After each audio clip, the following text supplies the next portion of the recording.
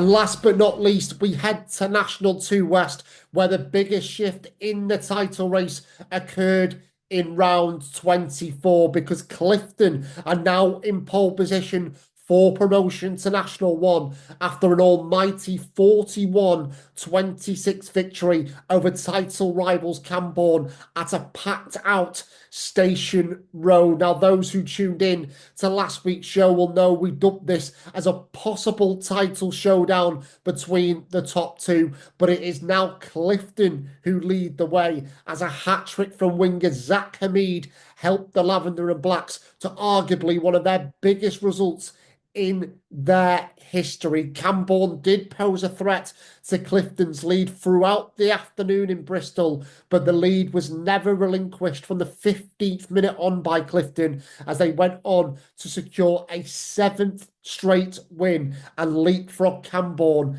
in the standings. So a seismic afternoon for the Bristol outfit. And as you can see, the result leaves Clifton 3 points clear of Camborne and 2 wins from their final 2 games of the season away at already relegated Bourneville, which we'll come on to shortly, as well as 11th placed Exeter University at home, will see Clifton promoted to National 1 for the first time in 28 years. Now, I'm sure someone at Clifton will be able to tell me if my research is wrong on that, but whatever the timescale is, it would still be a new slice of history for the Lavender and Blacks. But of course, Camborne will not be thinking this is a done deal just yet, but if the Cherry and Whites were to lose in round 25, it would open the door for Clifton to be crowned champions this weekend. But as we say, Camborne will be fighting tooth and nail to take this title race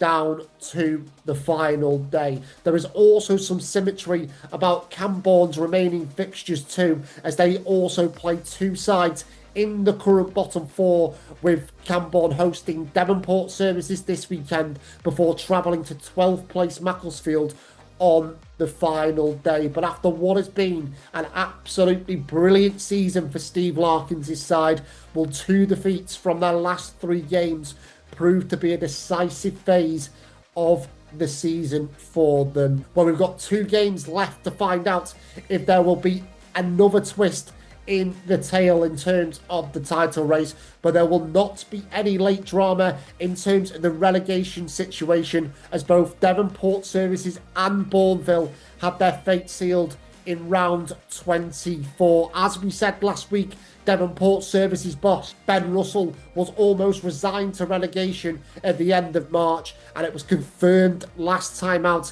as his side lost 41-34 at home to Hornets. Another one of those games where Devonport Services stayed in the fight but came out on the wrong side of the result. But despite the fully amateur club's endeavour, they'll be heading back down to level 5, while Bourneville will also be dropping out of National League Rugby for the first time since 2020 after their 61-24 loss away at 4th placed Cinderford. And those results for Devonport and Bourneville meant that both Exeter University and Macclesfield had their safety confirmed, despite both losing in round 24. Exeter lost 61-26 away at 7th placed Uptonians, whilst Max showed the fight we have seen from them all season to earn 2 bonus points in their 45-42 defeat at home to Loughborough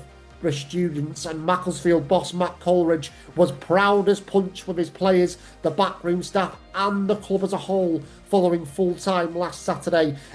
because they've overcome a lot of challenges posed by playing in National 2 West this season, and they've done incredibly well to stay in the 4th tier. So congratulations to Macclesfield on that achievement. And also in the bottom half, just to mention, 9th placed Hinckley defeated 10th placed Old Redcliffians 52-26 last time out for a 5th win in a row for Hinckley, and that victory was inspired by fly half Rory Vowles, who scored 22 points for the hosts. But it was also an historic day at Leicester Road for Rebecca Piddleston, Tracy Pettingale and Casey Allen, as they became the first all-female officiating team to take charge of a National League Rugby game, which was fantastic to see. So congratulations on them breaking that new ground. So what does round 25 have in store for us then in National 2 West? And as we teased before,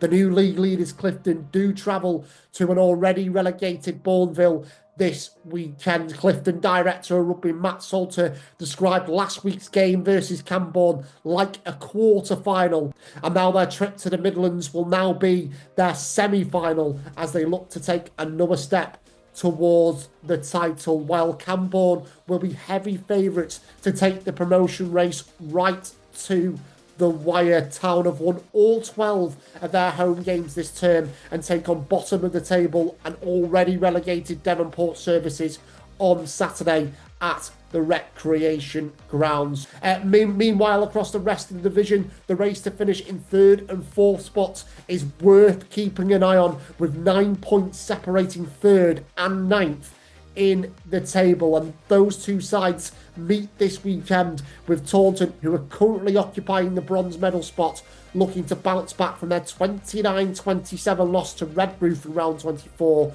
when they host an in-form and ninth placed Hinckley, while fourth place Cinderford, who played their final home game on grass at Dockham Road last weekend before the installation of a new 4G pitch this summer, they are on the road on Saturday at Exeter University. Fifth place Loughborough Students, who are also building up to a Bucks Super Rugby final next Wednesday, are level on points with Cinderford, and they'll be aiming to add to their run of 5 wins from their last 6 matches when they take on Redruth in round 25. Sixth place Hornets entertain Macclesfield at the Nest, while seventh place Luctonians will be targeting a 4th straight victory when they visit Old Redcliffians.